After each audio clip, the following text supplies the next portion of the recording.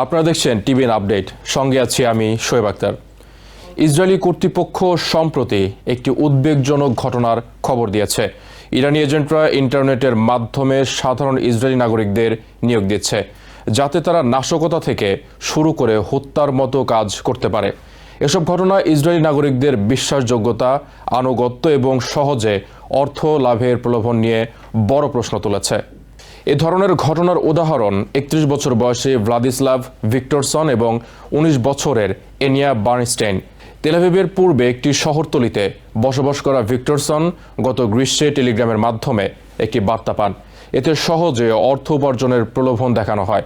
Israeli আদালতের নথি অনুযায়ী তার প্রথম কাজ ছিল নিজের এলাকার চারপাশে সরকার বিরোধী স্লোগান স্প্রে পেইন্ট করা। এর মধ্যে একটি স্লোগানে ইসরায়েলি প্রধানমন্ত্রী বেঞ্জামিন নেতানিয়াহুকে হিটলারের সঙ্গে তুলনা করা হয়েছিল। ভিক্টরসন এবং বার্নস্টেইন দ্রুত $600 উপার্জন করেন। তারা বুঝতেও পারেননি তাদের নিয়োগকর্তা একজন ইরানি এজেন্ট। ছোটখাটো কাজ থেকে ইরানি এজেন্টদের দাবি দ্রুত বাড়তে শুরু করে। তাদের পরবর্তী কাজের মধ্যে ছিল সালফিউরিক অ্যাসিড দিয়ে বৈদ্যুতিক বক্স ধ্বংস করা, গাড়ি জ্বালানো, হেয়ার স্প্রে ও ফায়ার ক্র্যাকার ব্যবহার করে বোমা তৈরি এবং সর্বশেষে বিশ্ববিদ্যালয়ের একজন অধ্যাপককে হত্যার পরিকল্পনা। এসব কাজের জন্য $100,000 দেওয়ার প্রতিশ্রুতি দেওয়া হয়। ভিক্টরসন ও বার্নস্টেইন 2024 সালের অক্টোবরে গ্রেপ্তার হন। এখন তারা বিদেশি এজেন্টের সঙ্গে যোগাযোগ রাখা, অগ্নিসংযোগ, নাশকতা এবং ভিক্টরসন হত্যার ষড়যন্ত্রের অভিযোগের মুখে পড়েছেন। ইসরায়েলি কর্মকর্তারা বলছেন, এ ধরনের ঘটনা ইরান এবং ইসরায়েলের দীর্ঘদিনের ছায়াযুদ্ধের একটি অংশ, যেখানে ইসরায়েল নির্দিষ্ট লক্ষ্যবস্তুতে বিমান হামলা চালায় এবং ইরান সীমান্তে প্রক্সি বাহিনীর প্রতি সমর্থন জানায়। এর বাইরে রয়েছে ইসরায়েলি সাধারণ নাগরিকদের নিয়োগের চেষ্টার মতো কৌশল। তেল আভিভের একজন সিনিয়র নিরাপত্তা কর্মকর্তা বলেছেন, ইসরায়েলি সমাজে অভ্যন্তরীণ অস্থিরতা সৃষ্টির চেষ্টা করেছে ইরান। একই সাথে নাগরিকদের আনুগত্য পরীক্ষা করতে হচ্ছে। 2023 সালের 7 অক্টোবর হামাস নেতৃত্বাধীন হামলার পর এ ধরনের ঘটনা জোরালো হয়েছে।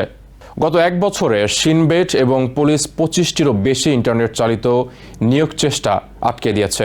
প্রাথমিক পর্যায়ে অনেককেই আটক করেছে। সন্দেহভাজনদের মধ্যে আছেন ইহুদি, আরব নাগরিক, অভিবাসী সৈনিক এবং পশ্চিম তীরের বাসিন্দারা।